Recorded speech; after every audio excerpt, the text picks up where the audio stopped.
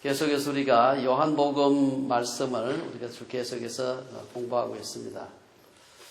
그래서 우리가 오늘은 요한복음 9장, 사실은 1절에서 7절이 아니고 제가 1절에서 12절까지 말씀을 좀 나누려고 생각을 합니다. 여러 해 전에 우리 뷰에 어느 병원에 그 원장을 하시는 분이 한번 오셨어요. 오셔가지고 여러 가지 이제 강의도 하시고 그때 그분 하신 얘기 중에 제가 잊을 수 없는 그 얘기가 하나 있는데 그 병원에 오셔가지고 암 투병을 하시는 어느 여자 환자에 대한 얘기입니다. 사실 이분은 그 피부암 말기 환자셨대요. 그래서 처음에 파워포인트로 사진을 이렇게 비춰줬을 때는 저는 그 사람인지 몰랐습니다. 얼굴에 포도송이 같은 것이 잔뜩 끼어서가지고 사람인지 이티인지 알 수가 없었어요. 너무 그림으로 보기도 징그러울 정도로 그렇게 아주 흉악한 그런 얼굴이었습니다. 사실은 그분의 그 입을 제외하고는 나머지 모든 얼굴이 다 이 포도송이 같은 이런 것이 막 나가지고 정말 그냥 지나가는 사람이 보기도 힘든 그런 얼굴이었답니다. 근데 참 우리 원장님께서 그분 늘 회진을 하면서 그분 옆에 늘 지나갈 때마다 이상한 하나를 발견하게 되는 뭔가 하면 이분이 뭔가 흥얼거리면서 노래를 자꾸 하는 겁니다.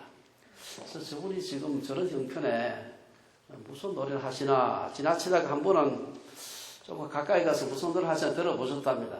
그때 그분이 찬송가 23장에 있는 만입이 내게 있으면 그 입다 가지고 하는 그 찬양을 작은 소리로 멀리 들리지 않지만 작은 소리로 부르더랍니다.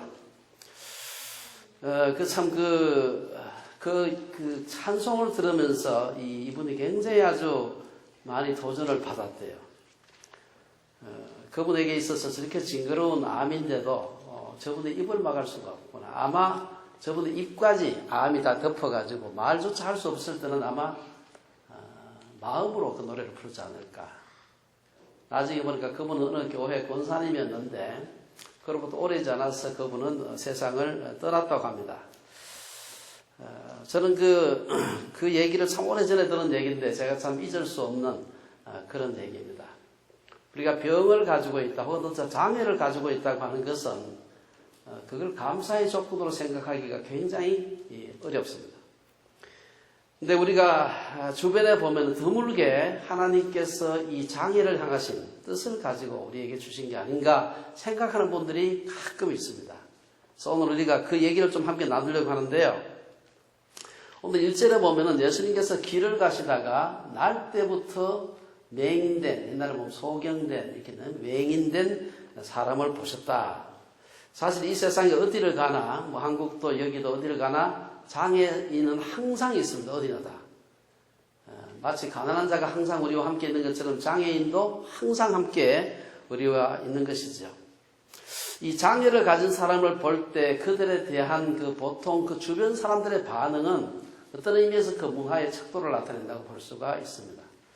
오늘 우리 그리스도인들이 우리 가족 가까이 혹은 우리 공동체 혹은 우리 주변에 알지 못하는 사람 중에서 그런 장애를 가진 분들을 볼 때 어떤 태도를 가져야 할까 하는 것을 오늘 말씀을 통해서 우리가 좀 생각해 볼 필요가 있습니다. 우선 예수님께서 길을 가다가 그 장애인을 만났을 때, 맹인을 만났을 때 제일 먼저 반응을 보인 사람은 제자들이었습니다. 2절에 보면 제자들이 아마 그 맹인이 상당히 유명했던 그 집에 잘 알려져 있었던 사람인 것 같아요. 그 당시에는 바리새인들이 사람들이 율법적이 돼가지고 잘 안 보이는 데서는 사람들이 잘 안 보이는 데서는 구걸을 해도 동량을 잘 안 돼, 적선을 안 돼요.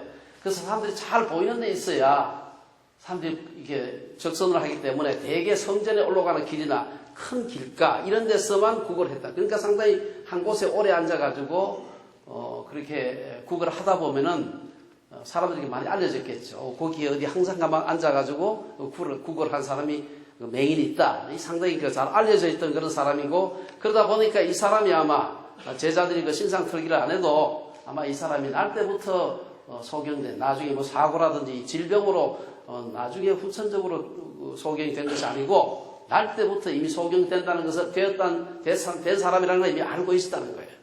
사람들이 알고 있었던 사람이죠. 그러니까 이제 제자들이 예수님한테 이 사람이 맹인으로 난 것이 누구의 죄로 인함이니까? 자기 죄니까? 그의 부모의 죄니까? 이렇게 물었습니다. 사실 유대인들은 일반적으로 그때까지도 개인의 질병이나 고난 등이 어떤 죄의 결과다. 그 부모의 죄의 결과일 수도 있고 자기의 죄의 결과일 수도 있다. 그렇게 상식적으로 받아들여지고 있는 그런 사회였습니다. 사실 우리가 성경에도 보면 그 근거가 상당히 있습니다. 보면은 우리가 성경에 보면은 출애굽기 20장에 보면 우리가 그 십계명 나오는 데인데 거기에 보면은 우상 숭배하지 말라 하고는 하나님께서 나 내 하나님 여호와는 질투하는 하나님인즉 나를 미워하는 자의 죄를 갚되 아버지로부터 아들에게로 3, 4대까지 이렇게 한다. 그 표현이 있습니다. 그러니까 부모가 죄를 지으면 자손들에게 영향이 있다는 것을 얘기하는 겁니다. 그 외에도 이제 부모의 죄로 인해서 자녀에게 닥치는 여러 가지 고난이라든지 이런 것은 성경에 심심찮게 여기저기 있습니다. 특별히 구약에 보면은 그런 얘기가 많이 있습니다. 제가 지난번에 그 아프리카에 가서 보니까 그 선교사님이 하는 일 중에 하나가 물론 대학을 하는 것이 주업이었긴 하지만 그러나 그 중에 고아원을 하시더라고요. 보니까. 그래서 뭐 할 일도 많은데 온 동네 다니면서 모든 뭐 사업까지 다 하게 되면 언제 선교하나 하는 생각이 들었는데 나중에 보니까 그게 아니에요. 그 나라에 워낙 그 에이즈가 많아가지고 에이즈 고아들이 너무 많은 겁니다. 그리고 태어날 때부터 에이즈 환자 부모에게 태어나면 아이들도 에이즈 환자예요. 이게 감염이 돼가지고. 그 외에 성병이라든지 이런 것들은 부모들의 죄가 자녀들에게 영향을 미치는 그런 케이스라고 볼 수가 있습니다. 또 자기의 죄의 결과로 질병이 나타난다. 이거는 사실은 오늘도 우리가 많이 볼 수 있는 겁니다. 행동을 나쁘게 하면은 여러 가지 어려움이 닥친다는 것은 우리가 오늘도 그 상식적으로 잘 알고 있는 겁니다. 성경에도 보면은 예수님께서 병자를 고쳐주신 일이 많이 있는데 그 중에 요한복음 5장에 보면은 베데스다 연못가에서 38년 된 병자를 고쳐준 얘기가 나와요. 그 병자를 예수님께서 고쳐주시고 난 뒤에 한 얘기가 있어요. 그게 뭔가 하면은 요거는 요 사람하고 다 이렇게 똑같은 얘기가 나오는 건 아닌데 요 분에 대해서는 그렇게 얘기가 나오는 겁니다. 예수님께서 고쳐준 사람을 나중에 성전에서 다시 만났을 때 이르기를 보라 네가 나았으니 더 심한 것이 생기지 않게 다시는 죄를 범치 말라 이런 구절이 있습니다. 이 모든 병자가 다 그런 건 아니에요. 요 사람의 경우 그렇습니다. 아마 이 병자는 그 당시 그 병고침을 받았을 때 38살 됐다고 나와 있는데 38년 됐다고 하는 거 보니까 나이가 38세보다 훨씬 많았던 것 같아요. 그러니까 아마 그전에 무슨 죄를 지었는지 우리가 알 수는 없지만 그 죄로 인해서 아마 이 질병이 생긴 게 아닌가 우리가 이렇게 생각해 볼 수가 있습니다. 근데 문제는 오늘 본문에 등장하는 이 맹인은 오늘 본문 1절에 보면 날 때부터 맹인된 사람이다.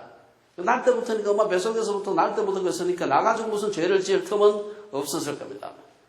그래서 한번 생각해보면 이게 분명히 이 사람은 자기가 태어날 때부터 맹인이었으니까 죄를 지어가지고 이 사람의 죄로 인해서 맹인이 되진 않았을 텐데 누구의 죄로 이 사람이 맹인이 되었을까? 이런 것을 이제 예수님한테 물었습니다. 사실 제자들이 예수님한테 물었던 이 질문은 상당히 신학적인 질문입니다. 뭐 원죄 얘기도 나올 수가 있을 테고 여러 가지 성경에 보면 간접적이지만 어렴풋이 뱃속에 있는 아이도 태동하면서 뭐 성령이 충만했다. 세례요한 같은 경우에 뭐 그런 얘기도 하고 뱃속에서부터 그냥 단순히 수동적인 엄마 영양분만 받는 그런 태아가 아니라 뭔가 생각하고 좋은 일도 할 수 있고 나쁜 일도 할 수 있는 것처럼 묘사한 데가 조금 있습니다.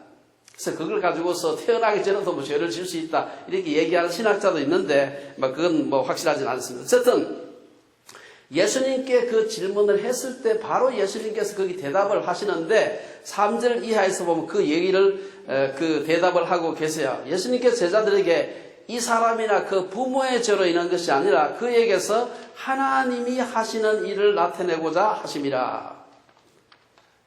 그 사람이 앞을 보지 못하는 것은 그 사람 죄도 아니고 부모가 죄를 지은 것도 아니고 그 사람을 통해서 하나님이 하시는 일을 나타내고자 합니다. 그렇게 얘기하신 겁니다. 그래서 예수님께서는 제자들은 이게 누구의 죄일까? 예수님은 하나님의 일을 하기 위해서다. 이 관점에서 전혀 틀리는 것이죠. 사실 제자들의 그 질문은 그 맹인에게 아무런 도움이 안 되는 겁니다. 신학적인 논쟁을 해봐도 그건 아무런 논쟁이 안 되는 것입니다. 그러면서 예수님께서는 그의 그 맹인의 그 어려움을 고쳐주시는 것을 볼 수가 있습니다. 사실 우리가 여기 보면은 예수님께서 그의 그 병을 고쳐주시고 난 뒤에 하시는 말씀이 내가 세상에 있는 동안에는 세상의 빛이라 어제는 그렇게 말씀을 하세요. 그래서 지금 이 시간 이 병자가 앞에 있고 맹인이 앞에 있고 내가 있는 동안 예수님 자신을 빛이라 그랬기 때문에 내가 있는 동안에는 지금은 일을 해야 될 때다. 그리고 밤이 되면은 일을 할 수가 없고 그 밤이라고 하는 것은 예수님께서 십자가에 죽으시는 그때를 말하는 것입니다. 예수님이 이때로부터 불과 아주 얼마 뒤에 예수님께서 세상을 떠나시게 됩니다. 그래서 지금 자기에게 다가오는 십자가를 바라보면서 자기가 십자가에 죽게 되면 더 이상 예수님께서 이 세상에서 직접 병을 고치시든 못하는 것이죠. 그래서 이제 자신의 때가 얼마 남지 않아서 알고 마음이 급했던 겁니다. 그래서 예수님께서는 1분 1초도 낭비하지 않으시고 어떻게든 자기에게 다가오는 이 사람을 고쳐주시려고 하신 것입니다. 예수님과 같이 하나님이 사용하시는 사람들의 공통점은 늘 시간적 긴박성을 인식하고 살았다. 그중에 대표적인 사람이 어거스틴입니다. 어거스틴을 무너뜨렸던 한 말씀이 바로 로마서 13장 11절이라고 하는데요. 또한 너희가 이 시기를 알거니와 자다가 깰 때가 되었으니 이는 이제 우리의 구원이 처음 믿을 때보다 가까웠습니다. 시간이 급하다는 거죠. 그냥 한없이 시간이 있는 게 아니라는 것이죠. 우리 찬송가에도 보면 어두운 밤 쉬되리니 하는 그 찬송가 요새는 잘 안 부르는 것 같아요. 근데 옛날에는 아주 많이 불렀던 찬송입니다. 여러분 잘 아는 이어령 박사는 지난밤 제가 소개를 한 적이 있습니다. 이분은 어떤 대담에서 그런 얘기를 한 적이 있어요. 늙어서 깨달으면 젊어서 깨달으면 좋은데 늙어서 깨달으면 아주 큰일 나는 게 하나 있는데 뭔가 하면은 젊은이는 늙고 늙은이는 죽는다는 사실이다. 너무 당연한 사실이죠. 젊은 사람은 늙고 늙으면 죽는다는 사실입니다. 지난 한 주 동안 저는 저의 삶에서 아주 그 중요한 부분을 차지하고 계셨던 우리 한동대학의 김영일 박사님이 세상을 떠난 얘기 아마 이러면 다 신문에서 보셨을 겁니다. 저한테는 그 전체 그 장례식 전체를 영상으로 찍어가지고 한 2시간 40분 되는 영상인데 학교 도착해서부터 그 나중에 그 묻고 난 뒤에 헌화하는 것까지 그 2시간 40분을 그냥 뭐 이렇게 편집하지 않고 그냥 누군가 보내온 게 있었습니다. 그래서 제가 처음부터 끝까지 제가 학교에서 앉아서 일을 하면서 그 영상을 보았습니다. 사실은 저는 제 삶에 있어서 제가 1979년에 그분을 만나가지고 지난 40년 동안 크고 작은 여러 가지 많은 일들이 있었던 분입니다. 저희 아버지는 저하고 불과 한 25년밖에 같이 살지 않았어요. 25살 때 아버지 세상 떠났기 때문에. 근데 그분은 사실은 저와 40년을 또 굉장히 가깝게 사실 지냈던 그런 분입니다. 원래 그분이 상당히 단순한 공학도였죠. 그래서 그분은 성품 자체가 굉장히 저돌적입니다. 그러다 보니까 자신이 맞다고 생각하면 물불을 가리지 않고 쫓아가는 그런 분이라서 많은 일을 하셨죠. 그와 동시에 그런 성품 때문에 하신 그분의 일로 인해서 많은 분이 그를 존경하고 또 그로 인해서 상처받은 분들은 마음의 부담을 가진 분들은 많습니다. 어쨌든 간에 그런 분도 세월이 가게 되니까 늙게 되니 죽는 것입니다. 제가 여기 오늘 띄우지 못했습니다만 저는 그 화장을 하고 난 뒤에 유골을 조그마한 나무 화면을 가지고 학교에 이렇게 요만하게 파가지고 묻는 걸 제가 사진을 하나 이렇게 화면 캡처를 제가 하나 한 게 있는데 그걸 보면서 우리 모두가 다 사실은 오래지 않아서 저렇게 다 묻히겠구나 하는 생각을 했습니다. 어쨌든 오늘 1절에서 5절의 말씀을 통해서 우리가 믿음이 뭔지 하는 것을 다시 한번 생각해 볼 필요가 있습니다. 믿음이라고 하는 것은 어떤 의미에서 해석하는 힘이다. 그렇게 할 수가 있습니다. 바른 믿음이라고 하는 것은 바르게 해석하는 힘이다. 이렇게 말할 수가 있습니다. 제자들은 날 때부터 맹인된 사람을 보고서 그의 맹인된 것에 대한 신학적인 질문을 예수님께 물었습니다. 제자들의 질문과 같이 하나님의 일을 드러내는 것과는 아무런 관련도 없고 고통당하는 사람에게 아무런 도움도 위로도 되지 않는 신학. 저 사람이 왜 맹인이 되었을까 묻는 것은 맹인에게 아무런 도움이 안 되는 겁니다. 그건. 뭐 신학적으로 원죄가 어떻고 저떻고 하면 아마 자기들의 신학적인 호기심에는 도움이 좀 될지 모르지만 그 맹인 자체에게는 아무런 도움이 안 되는 그런 질문이죠. 저는 그런 신학을 쓰레기 신학이라고 제가 부릅니다. 사실은 쓰레기 책이 너무 많습니다. 오늘날 신학교에서 가르치는 많은 신학이 하나님의 일을 드러내기보다 사람들을 고통에서 건져내주기보다 단지 자신의 지적 호기심 만족 내지 논문을 한 편 책을 하나 더 쓰는 걸로 나타나는 경우가 너무나 많습니다. 오늘 우리 자신이나 교회가 하나님의 일, 사람들의 고통을 들어주는 그 일이 아니라 다만 그런 추상적인 아무런 도움도 안 되는 그런 현학적인 질문만 하고 있지 않는지 생각을 좀 해봐야 됩니다. 6절, 7절에 보면 이제 예수님께서 구체적으로 일하시는 것이 나오고 있습니다. 자신의 시간이 얼마 남지 않았다는 사실을 예수님은 아시고 곧바로 자기가 무슨 일을 해야 될지 예수님께서는 바로 그 일을 하시는 걸 볼 수가 있습니다. 바로 그 후에 예수님은 땅에 침을 뱉어 진흙을 이겨 그의 눈에 바르셨다. 그리고는 실로암 연못에 가서 씻으라. 이것을 이렇게 그 시간적인 간격이 얼마나 되는지 모르겠지만 사실은 예수님께서 제자들이 그런 질문을 했을 때 하나님 일을 하기 위함이다 하고 아마 곧바로 그 이어서 그 행동을 한 게 아닌가 생각이 됩니다. 예수님께서 사람들의 병을 고쳐주신 것은 복음서에 굉장히 많이 나옵니다. 예수님의 그 흔히 사역을 다 얘기할 때 흔히 세 가지라고 얘기하죠. 가르치시고 전파하시고 복음을 전하시고 사람들을 치유하시고, 이 치유는 예수님의 3대 사역 중에 하나입니다. 그래서 성경에 보면 굉장히 여러 차례 예수님이 그 사람들을 고쳐주신 것이 나오고 있습니다. 마태복음 9장 35절에 보면은 모든 도시와 마을에 두루다니사 그들의 회당에서 가르치시며 천국 복음을 전파하시며 모든 병과 모든 약한 것을 고치시니라. 우리가 예수님의 3대 사역 중에 하나가 힐링한 사람들을 치유하는 것이다. 오늘 본문에서 예수님이 땅에 침을 뱉어 진흙을 이겨 그의 눈에 바르심으로 맹인의 눈을 뜨게 하신 사건은 이곳에만 기록된 사건입니다. 흥미로운 것은 예수님께서 사람들이 그렇게 많이 고쳐주셨는데 한 번도 똑같은 방법으로 고쳐주신 적이 없다는 겁니다. 고쳐주실 때마다 방법이 다 달라요. 제가 몇 가지만 예를 좀 들어보면요. 여리고에서 예수님께서 내려가셨다가 나가는데 소경들이 예수님 앞에 찾아오는 게 있습니다. 그 얘기가 마태복음 20장에 나오는데 여기 보면은 그들의 눈을 그냥 만져가지고 소경을 고쳤다. 그런 기록이 나옵니다. 또 마가복음 7장에 보면은 예수님께서 귀먹고 말 더듬는 자의 그 병을 고쳐주시는데 손가락을 그 양 귀에 넣고 침을 뱉어서 그의 혀에 손을 대시며 고쳐주셨다. 전혀 방법이 다른 것입니다. 마가복음 8장에 보면은 베세다에서 맹인의 손을 붙잡으시고 마을 밖으로 나가서 눈에 침을 뱉으시며 그에게 안수하셨다. 근데 흙이 들어가지 않아요. 그 다음에 그 외에도 그 열병 앓는 베드로의 장모를 고쳐주실 때는 열병을 꾸짖었다. 마치 그 열병이 인격체인 것처럼 꾸짖었다. 그렇게 해석을 낫게 해주시는 것을 볼 수가 있습니다. 또 그 누가복음 5장에 보면 나병 환자 고칠 때 보면은 그냥 그에게 예수님께서 손을 대시고 내가 원하노니 깨끗함을 받아라. 그렇게 고쳐주시는 거죠. 그 외에도 이제 그 친구들이 메고 온 그 중풍병자 고칠 때는 네 죄사함을 받았다. 그렇게 해가지고 또 고쳐주시고. 성경에 보면은 여러 그 병 고치는 사건이 다 다르게 기록되어 있는 것을 볼 수가 있습니다. 이것은 죽은 사람 살리는 것도 성경에 보면 복음서에 2차례가 나오는데 하나는 이제 그 과부의 아들을 살릴 때입니다. 그때는 보면은 상여를 메고 오는데 예수님께서 가까이 오니까 그 관에 손을 대시고 청년아 내가 네게 말하노니 일어나라. 그거 벌떡 일어났어요. 나중에 나사로를 살릴 때 보면 또 전혀 좀 다릅니다. 큰 소리로 우선 무덤에 돌부터 옮겨놔라 하고는 큰 소리로 나사로야 나오너라 하니까 나사로가 붕대를 막 가마처럼 쫓아나온. 모두가 다 한 번도 똑같은 포맷으로 살린 적이 없다는 사실입니다.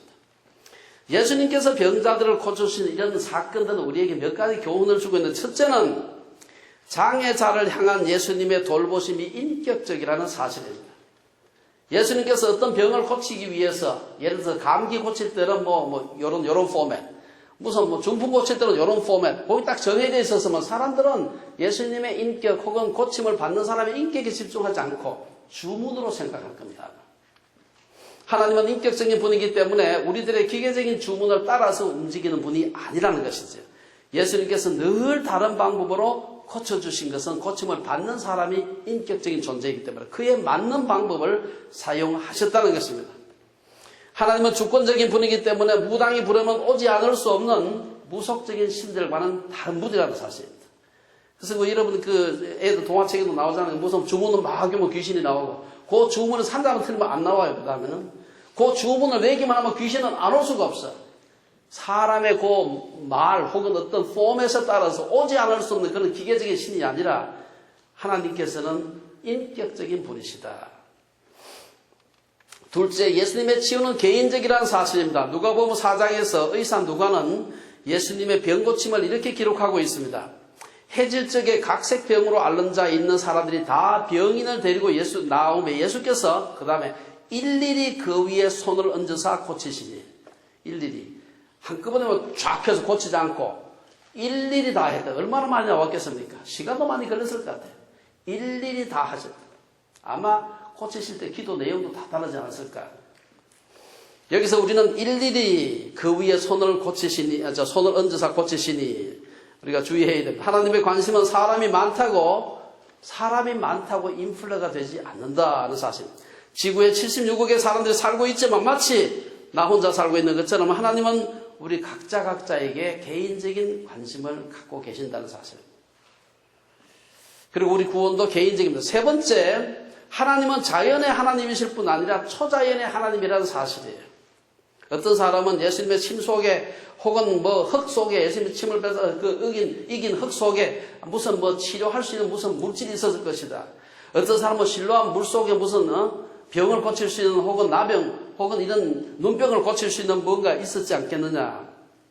그런 식의 해석을 하면 성경 잘못 본 겁니다. 오늘날 그래가지고 우리 한국교회가 얼마나 골치가 아픈지 몰라요. 성경에 있는 내용을 과학적으로 증명하려고 자꾸 하게 되면은 성경에 증명할 수 없는 초자연적인 사건들이 굉장히 많은데 그런 것들은 어떻게 해석하나? 이상하게 해석을 해야 되는 겁니다.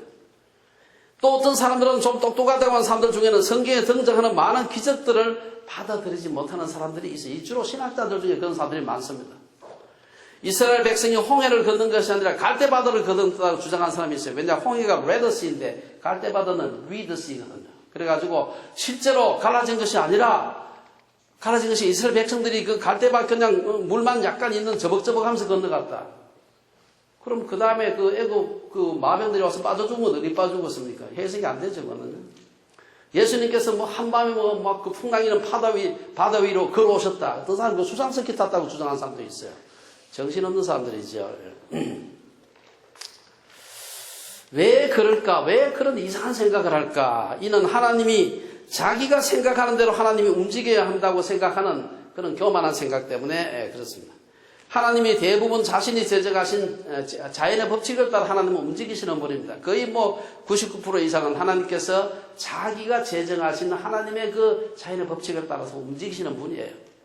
그렇지만 때로는 자신의 깊으신 뜻을 따라서 하나님께서 얼마든지 다르게도 초자연적으로도 역사할 수 있는 분이라는 사실입니다.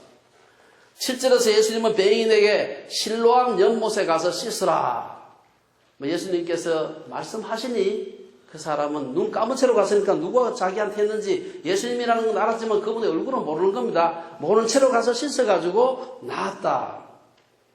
초자연적이든 자연적이든 하나님의 말씀에 순종함으로 그가 치유를 받았다는 사실이 중요합니다. 맹인의 눈을 고치신 것은 그에 대한 하나님의 사랑의 표현입니다. 이러한 그 병고침에 대한 사람들의 반응을 우리가 좀 살펴볼 필요가 있는데요. 8절에서 12절에 보면 거기에 대한 얘기가 나오고 있습니다. 우선에 사람들은 소경이 눈을 뜬 적이 한 번도 그동안 없었는데 갑자기 이 사람이 어느 순간부터 눈 뜨고 다니는 걸 보고서 너무나 놀란 것입니다. 그래서 당황하는 것입니다. 이 8절에 그 얘기가 나오는 것입니다. 그 보면은 그가 거린이인 것을 보았던 사람들이 이르되 이는 앉아서 구걸하던 자가 아니냐.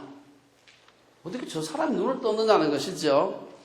아마 주변 사람들은 물론이고 친구, 자녀 다 놀랐을 겁니다.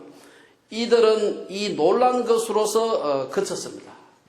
그를 통해서 예수님을 믿게 된 것이나 이야 놀랍구나 라고만 했지 그로 인해서 그들이 예수님을 믿었다는 기록은 없습니다. 사람들은 말장난을 하고 있었던 것입니다. 진정한 신앙은 진정한 변화를 수반하는데 별로 변화가 이들에게는 일어나지가 않았습니다. 여기에 대해서 이제 이 놀라는 사람들에게 이 맹인이 한 얘기가 있습니다. 저는 그게 마지막으로 오늘 간증전도가 어떠해야 하는가 중요한 원리를 오늘 이 본문으로부터 우리가 좀 배울 수가 있습니다. 10절에서 12절에 보면은 그 사람들이 물어요. 분명히 그 사람들이 잘 보이는데 앉아서 늘 구걸하던 그 맹인이었는데 이 사람이 똑같은 사람인데 멀쩡한 사람이 불떡 일어나가지고 눈 뜨고 다니고 있으니까 너무나 놀란 겁니다. 그래서 그들이 10절에 묻되 네 눈이 어떻게 떠졌느냐? 너무나 신기한 것입니다. 그때 이 맹인이 대답하기를 11절에 하는 얘기가 나옵니다. 예수라 하는 그 사람이, 얼굴은 모릅니다. 예수라 하는 그 사람이 진흙을 이겨 내 눈에 바르고 나더러 실로암에 가서 씻으라 하기에 가서 씻었더니 보게 되었노라. 이 놀라운 얘기죠. 첫째, 이 간증전도는 사실을 간단명료하게 얘기해야 돼요. 매일은 수식어가 없이 간단명료하게 자기에게 일어난 일을 대답을 했습니다. 11절에 보면은 예수라 하는 그 사람이 진흙을 이겨 이게 나오죠. 여기서 예수님을 변호하는 말도 자신의 모습에 대한 변명도 없어요. 그냥 예수라고 하는 그분인데 사람들 들어보니까 그분이 예수래. 근데 그 예수라는 사람이 하라 그래서 내가 했는데 나았다. 간단명료한 것은 간증전도하는 사람이 빠지기 아주 쉬운 함정이 뭡니까? 실제로 일어난 것보다도 과장하거나 은근슬쩍 자기 자랑 섞어 넣는 것입니다. 모든 것이 하나님의 은혜지요. 말은 그렇게 하면서 이제 슬쩍슬쩍 집어넣고 자기 자랑, 자녀 자랑, 집안 자랑, 착벌 자랑 이렇게 하죠. 예. 간증은 예수님이 하신 일만을 단순하고 간단하게 서술하는 거예요. 둘째, 간증전도는 일관성이 있어야 돼요. 어떤 사람의 간증을 들어보면 점점 간증 내용이 진화하는 사람이 있습니다. 옛날에 요새 유튜버가 있어가지고 다 알잖아요. 옛날 걸 보면은 안 그런데 이게 점점 더 드라마틱하게 되어가는 사람이 있어요. 그게 또 그 간증하는 사람이 있는 게 아니라 우리 과학사에도 보면은 애덤 스키라고 하는 유명한 사람이 있으면 뭐 그 인터넷에 유튜브에 나오는 유튜버가 아니고 위키에 나오는 사람이에요.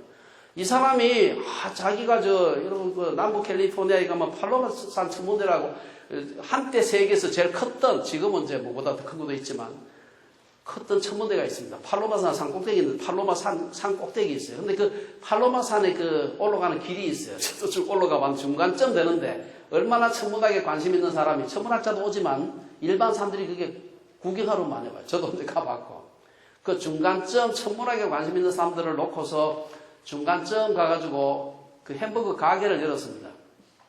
그리고 자기가 UFO를 봤다. 처음에는 봤다 그랬어요. 그 다음 조금 있더니만 자기가 탔대. 타고는 그 다음에는 산까지 괜찮아. 그 다음에 자기가 달나라를 갔다 와. 달나라 가보니까 뭐 뒤에 가는 숲도 무성하고 막 토끼도 있고 막 그렇더래. 그 다음에 달보다 또 더 먼지가, 이게 시간이 지나면서 이제 진화하는 겁니다. 그 다음에 자기가 금성도 가봤대. 화성도 가보고 다 가봤대. 다행히 이분이 앞으로 우주선이 달에 가기 3년 전에 세상을 떠났습니다. 그래가지고 그 말에 책임은 안 졌습니다만은 드라마틱하게 자꾸 꾸미는 겁니다. 그래야 사람들이 자꾸 자기 가게에 많이 와서 매상도 올리고 하니까 자꾸 드라마틱하게. 그 사람만 그런 게 아니라 간증하시는 실제로 천국 갔다 왔다는 사람을 간증 들어보세요. 똑같은 간증 내용인데 자꾸 드라마틱하게 자꾸 진화해. 안 그러면 사람들이 재미가 없거나 다 들었으니까. 그러면 안 되는 것입니다. 일관성이 필요하다. 일관성이 필요한 것입니다. 여러분들이 수사관들이 수사할 때 이 피의자가 하는 진술이 맞는지 안 맞는지를 알아보는 여러 가지 방법이 있는데 그중 하나가 일관성입니다. 진술이 일관되냐 하는 거예요. 오늘은 이런 얘기 했다가 딴 사람이 또 물어볼 때 또 이렇게 얘기했다. 그러면 그 사람은 이 둘 다 거짓말이에요. 다 틀린 겁니다. 안 믿는 것이죠. 대제신문을 왜 합니까? 피의자의 진술이 일관되지 못할 때는 그 사람하고 같이 공모했던 사람, 그 상대가 되었던 사람하고 같이 갖다 놓고 이 맞나 안 맞나 이걸 알아보는 것입니다. 오늘 맹인의 진술은 일관됩니다. 여러분 뒤에 오늘 본문뿐 아니라 그 뒤에 이제 끝까지 쭉 가보면 여러 차례 바리새인이 묻고 보통 때는 처음에는 보통 사람들이 묻고 그다음 바리새인들이 묻고 막 하는 걸 보면은 일관되게 동일한 얘기예요. 그래서 이 간증이 진실하다 하는 것. 세 번째, 간증전도는 사람을 의식해서는 안 된다 하는 걸 보여주고 있습니다. 소경은 눈을 뜬 후에는 사람의 눈을 뜨게 되니까 자기 인생에서 제일 큰일 아니에요. 그다음 무서운 게 없는 겁니다. 사람들한테 두려워하잖아요. 담대하게 얘기하는 겁니다. 사람을 두려워하게 되면은 올무에 빠지는 것입니다. 구절에 보면은 사람들은 눈을 뜬 맹인을 보고서 어떤 사람은 그 사람이라 하며 어떤 사람은 아니라 그와 비슷하다라고 하니까 맹인이 아니야 내가 바로 그다. 내가 바로 눈 감고 매일 구걸하던 바로 그 사람이다. 15절에 보면은 안식일에 예수님이 자기 눈을 고치신 것을 바리새인들에게도 맹인은 솔직하게 자기 병 고친 날이 안식이라는 걸 알아요. 바리새인들이 지금 고친 걸 묻는데 네가 정말 고친 게 맞냐 하니까 그 고친 날이 안식일이라는 것을 그들이 알게 되면은 예수님이 덫에 걸리고 안식일이 이랬으니까 그걸 알면서도 이 맹인은 솔직하게 그 사람이 진흙을 내놓으면 바람에 내가 씻고 보나이다. 17절에서도 보면은 바리새인들이 너는 그를 어떠한 사람이라 하느냐라고 물으니까 자기 눈을 고쳤으니까 선지자니이다. 바리새인들은 죄인이라고 하는데 이 사람은 선지자니이다 이렇게 얘기하는 겁니다. 솔직하게. 25절에도 보면은 바리새인들이 예수님을 죄인이라고 비난하자 그가 한 얘기가 있어요. 그가 죄인인지 내가 알지 못하라. 한 가지 아는 것은 내가 맹인으로 있다가 지금 보는 그것이니다. 이게 아주 유명한 고백입니다. 죄인인지 모르겠지만 어쨌든 난 그 사람 때문에 눈뜨게 되었다는 것이죠. 그리고는 뒤에 가면은 그 참 이상하다. 하나님께서는 죄인의 기도를 듣지 않는데 어떻게 그분이 나를 이렇게 뜨게 해줬을까 하고 약간 빈정거리는 말투로 바리새인들에게 대답을 합니다. 바리새인들이 계속 예수님을 비난하니까 30절에서 이 맹인의 감정전도가 절정에 이르게 됩니다. 거기 보면 조금 긴지만 읽겠습니다. 이상하다. 이 사람이 내 눈을 뜨게 하였으되 당신들은 그가 어디서 왔는지 알지 못하는도다. 하나님이 죄인의 말을 듣지 아니하시고 경건하여 그의 뜻대로 행하는 자의 말을 들으시는 줄을 우리가 아나이다. 창세 이후로 맹인으로 난 자의 눈을 뜨게 하였다 함을 듣지 못하였으니 이 사람이 하나님께로부터 오지 아니하였으면 아무 일도 할 수 없었으리이다. 이 생각해보면 이보다 간정전도 더 잘할 수 있을까 하는 생각이 듭니다. 뭐 신학대의 지식이 사람이 있는 것도 아니고 그냥 일관되게 간단명료하게 복잡하게 이 정도 같으면 신학자들은 책을 2권 정도 썼을 겁니다. 그런데 한 2-3줄밖에 안 해. 그런데 믿을 사람은 다 믿는 거죠. 맹인이 앞을 보지 못하고 있다가 눈을 뜬 것이 분명하니까 사람들의 관심은 눈을 뜨게 한 그 사람이 누구냐? 그래서 12절에서 사람들은 그가 어디 있느냐? 근데 문제는 눈을 뜨고 갔으면 예수님 어디로 가신지 알 텐데 눈을 감고 실로암 못에 씻으러 갔으니 뭐 어디로 갔는지 알지는 못하죠. 그래서 이르되 알지 못하노라. 오늘 본문이 장애와 관련해서 우리에게 말하는 말을 끝으로 몇 가지 말씀을 드리고 마치겠습니다. 장애를 향하신 하나님 뜻이 뭘까? 장애는 첫째는 하나님의 영광을 위해서다. 심지어 자신의 실수와 잘못으로 인한 고통 혹은 장애조차도 하나님의 영광을 위해서 사용될 수가 있다는 사실입니다. 잘못하는 사람은 고통받으면 하나님 영광을 드러내고 하나님 기쁘시게 하는 행동을 하면서 사는 사람은 그걸 통해서 기쁘게 살면서 순종하는 기쁨 가운데서 하나님의 영광을 위해서 사는 것입니다. 3절 말씀처럼 기본적으로 장애는 인간의 타락의 결과지만 장애 자체를 통해서 하나님의 하나님의 영광을 드러내는 것입니다. 두 번째는 장애는 우리의 유익을 위함이라는 사실. 하나님을 믿는다면 우리에게 일어나는 모든 일은 우리의 유익을 위함이다. 저는 장애 자녀를 둔 부모지 치고 제가 교만한 사람을 본 적이 없습니다. 여러분 요 동네 보면은 그 한인들 자폐 아이들 모아가지고 그 사단법인체를 만든 게 있어요. 우리가 정문현 장로님의 사모되는 우리 정성자 사모님 중심이 돼서 만든 건데 그 집 우리 세상 떠난 요셉이가 장애 그 자폐였잖아요. 베데스다 그 부모회라는 게 있습니다. 거기 제가 여러 차례 그 원래 설교하러 가본 적이 있는데 거기 오시는 분들이 사회적으로 다 그런 건 아닌데 상당히 여러 사람이 많아요. 일단은 이렇게 많은 사람이 자녀들이 자폐였던가 싶을 정도로 많습니다. 근데 거기 오신 분들 중에 상당수는 사회적으로 굉장히 높은 지위에 있던 분들, 장성도 있고 뭐 성공한 분들이에요. 근데 제가 공통적으로 한 가지가 뭔가 하면 이분들이 겸손하다는 사실. 자녀가 자폐인데 자폐뿐 아니라 다른 장애를 가진 부모치고 교만한 사람을 본 적이 없어요. 때로는 왜 그런 장애가 내게, 내 자녀에게 일어났는지 당신은 이해하지 못하는 경우가 많지만 결국엔 우리의 유익을 위함이라는 믿음을 갖는 것이 필요합니다. 일부러 장애와 고통을 자초할 필요는 없지만 불가피한 장애와 고통은 위장된 하나님의 축복일 수가 있는 것입니다. 이런 일을 두고서 바울은 이렇게 말합니다. 우리가 알거니와 하나님을 사랑하는 자 곧 그의 뜻대로 부르심을 입은 자들에게는 모든 것이 합력하여 선을 이루느니라. 세 번째 장애는 우리의 교훈을 위함입니다. 사실 신체적인 장애보다 더 큰 장애는 영적인 장애죠. 요한복음 9장 마지막 절에서 예수님은 맹인의 눈을 뜨는 것을 비난하는 바리새인들에게 너희가 차라리 맹인이 되었더라면, 소경이었더라면 죄가 없었으리니와 본다고 하니 너희 죄가 그대로 있느니라 라고 책망했습니다. 장애를 포함해서 우리의 모든 조건과 환경에서도 선을 이루시는 분이 하나님이시라. 우리 기독교 세계관에서는 아무것도 우연히 일어나지 않는다고 보는 것입니다. 그래서 예수 믿는 사람들은 재수라든지 운이란 말을 가능하면 안 쓰는 게 좋습니다. 그래서 제가 언제 가끔 얘기해요. 저는 그래서 복권을 제가 안 삽니다. 우연히 이렇게 하는 게 이건 아니다. 모든 일은 하나님의 주권적인 섭리 가운데서 일어나는 것입니다. 힘든 일, 기쁜 일, 모든 것이 하나님의 섭리라고 해석하는 것입니다. 믿음은 해석하는 힘입니다. 우리가 정말 두려워해야 할 것은 신체적인 장애가 아니라 영적으로 하나님 바깥에 있는 것입니다. 우리가 하나님 바깥에 있다면 우리의 침실보다도 전쟁터가 더 안전할 수가, 우리의 침실이 전쟁터보다 더 안전하다고 할 수가 없는 것입니다. 우리가 자녀를 양육하면서도 우리의 자녀가 뭘 잘하고 공부 잘하고 좋은 학교 가고 하는 것보다도 하나님 안에 있는 것이 훨씬 더 중요합니다. 저는 나이가 들수록 그 생각을 점점 더 하게 됩니다. 예수님 누구신지 그분이 나와 어떤 관계가 있는지를 아는 것이 모든 지식의 근원이 된다는 사실입니다. 좋은 대학을 가는 것보다 예수님 누구신지를 아는 것이 더 중요한 것입니다. 오늘 본문에서 앞을 보지 못한 맹인이 신체적인 장애만이 아니라 영적인 장애를 벗어나는 축복을 누리게 됩니다. 눈만 뜬 것이 아니라 그로 인해서 예수님을 발견한 것이죠. 그래서 저는 영적인 장애, 신체적인 장애만 아니라 영적인 장애까지 벗어나는 우리 주빌리의 식구들 되시기를 주의 이름으로 축원합니다.